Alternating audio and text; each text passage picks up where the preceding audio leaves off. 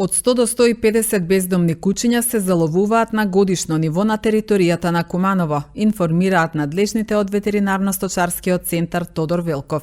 Бројката на куќињата скитници од година в година се зголемува, велат ветеринарите, а најголемиот проблем е несовесното чување на животните.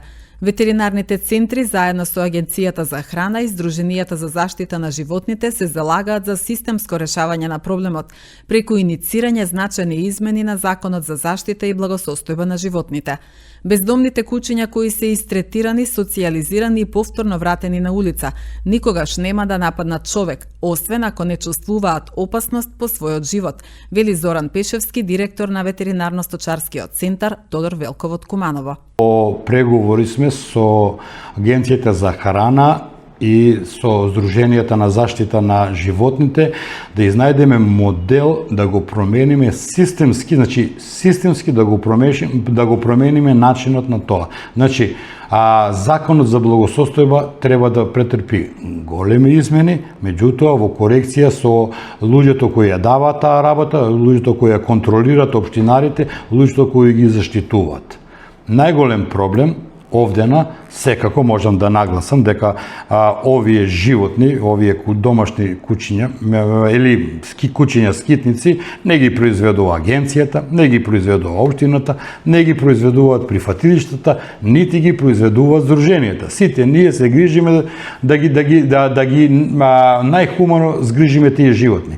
Овдена е посебен мој апел на несовесното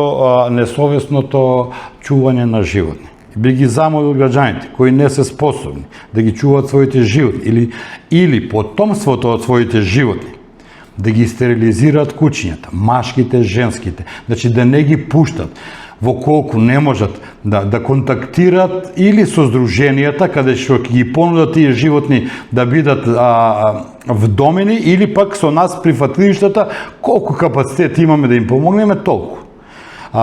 Мислам дека тоа може да се реши, меѓутоа треба да се појде горе. Законот комплетно треба да се смени во согласно со овие 3-4 параметри кои се агенцијата, општините, здруженијата и прифатилишта кои ќе направат безбеден систем, не да ги уништиме, него да го намалиме масовно производството и на куќиња скитници, а оно што ќе заловиме хумано да го стретираме, дали да го вдомиме, дали како треба тоа, ќе кажат тие институции. Ние имаме евиденција за заловување, например, конкретно во Куманово заловуваме секоја година 100 до 150 куќиња, најмалку куќиња скитници, од кои, да ви кажам, секоја година повеќе и повеќе. Сите, можам да кажам на граѓаните дека сите овие куќиња скитници, кои ќе видат со обетка во разна боја, ова година беше бела боја, пред тоа беше жолта или плава боја, помаранџаста.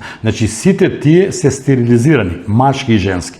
Тие не можат да раѓаат, не можат да прават потомство, меѓутоа тие се и социјализирани, тие се тестирани на социјализација, што значи дека ниедно куќе кое е агресивно не е вратено со обетка. Затоа ги молам граѓаните да не ги нападат. Тоа куќе нема теоретски шанси да нападне некој во колку не осети опасност по свој собствен живот. Тоа никогаш нема да нападне.